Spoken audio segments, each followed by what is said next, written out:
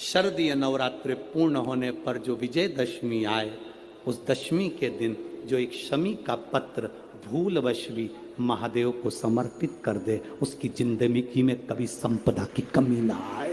एक शमी का पत्र, एक शमी का पत्ता 14 करोड़ सोने की मुद्रा से प्रबल है। एक शमी का पत्र।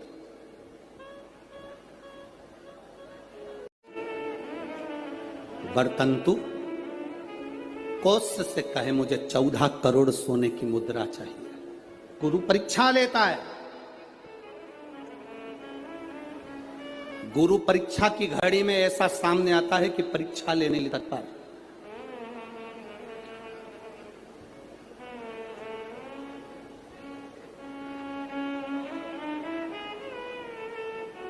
ली परीक्षा,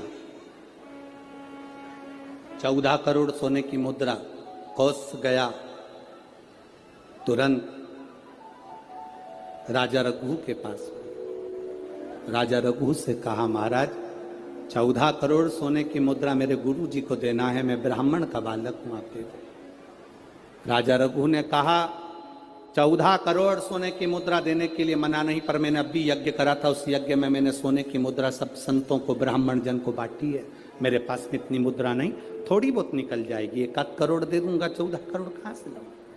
राजा रघु ने कहा, पर ब्राह्मण मेरे दरवाजे से खाली ना जाए, रुकिए, मैं इंद्र पर आक्रमण करता हूं। गुरु गुरु है, इंद्र पर आक्रमण करता हूं। राजा रघु ने इंद्र पर सेना तैयार कर आक्रमण करना प्रारंभ करा। इंद्र का सिंहासन डोलने लगा। इंद्र दौड़ते दौड़ते भगवान ब्रह्मदेव के पास में गए। राजा रघु इंद्र पर आक्रमण कर रहे हैं, इंद्रलोक पर आ रहे हैं, क्या करा जाए? एक बच्चे को 14 करोड़ सोने की मुद्रा चाहिए, गुरु ने मांगी है, इसीलिए लेकर जा रहा है। उसको 14 करोड़ स्वर्ण मुद्रा, हाँ 14 करोड़, हाँ क्या करें?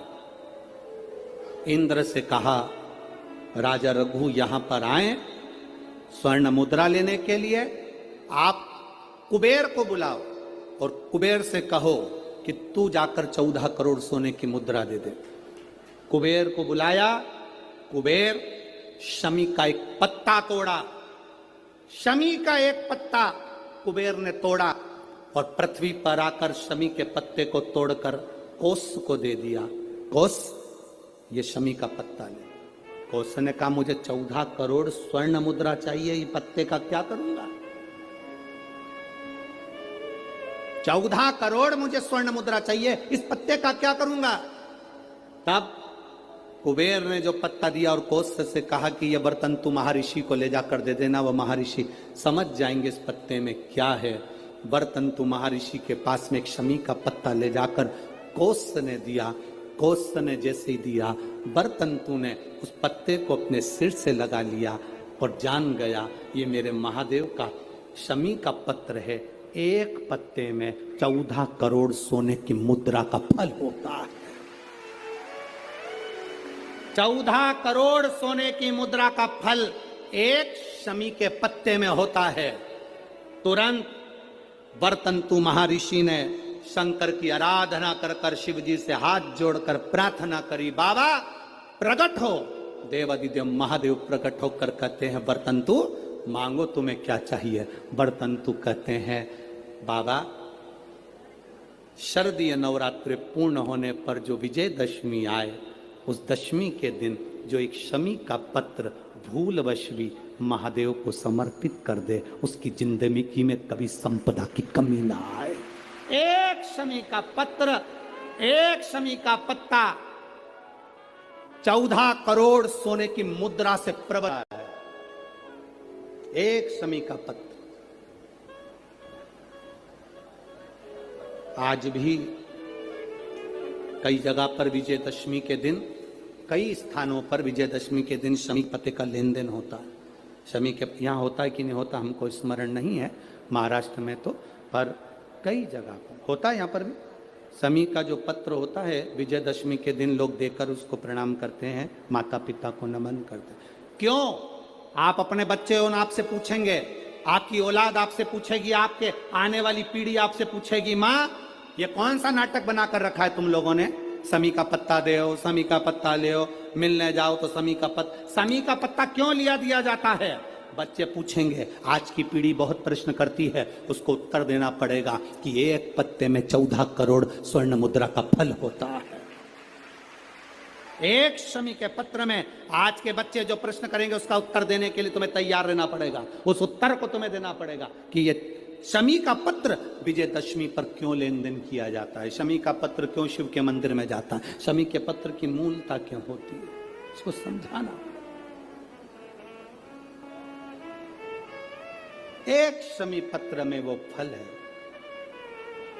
और केवल यही नहीं, शमी के वृक्ष के नीचे, बेलपत्री के वृक्ष के नीचे अगर भूल से भी बच्चा, बूढ़ा, कोई व्यक्ति एक पार्थिव शिवलिंग का निर्माण कर लेता है, भूलवश भी उस पे जल समर्पित कर देता है, भूलवश भी उसके भाव से पुष्प या शमी पत्र या बेलपत्र भी चढ़ा देता है, तो वो इस संसार में कहीं ना कहीं सुख भोगता ही है, उसके जीवन में दुख नहीं। शमी पत्र की मूलता,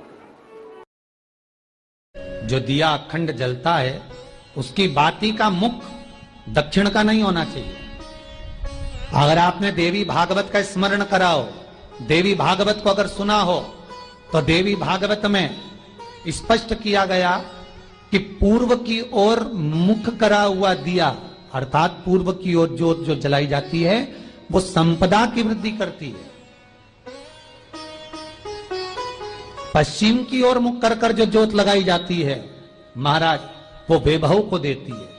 और उत्तर की ओर जो मुख कर कर ज्योत जलाई जाती है, उत्तर की ओर जो ज्योत का मुख रहता है, वो आयु की वृद्धि करती है, घर में अकाल मौत को रोकती है।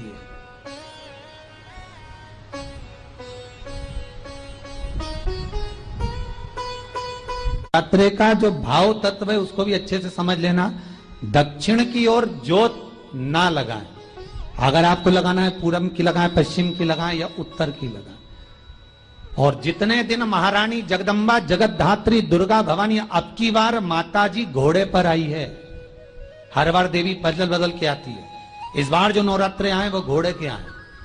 तो घोड़े पर जो देवी जी आती है वो समृद्धि को देने वाली आती है, लक्ष्मी की वृद्धि करने वाली आती है। जैसी घोड़े की रफ्तार होती है उस रफ्तार से लक्ष्मी घर में आती है। कमाई के स्रोत रोक दिए, धन रोक दिया, चिंता मत करना।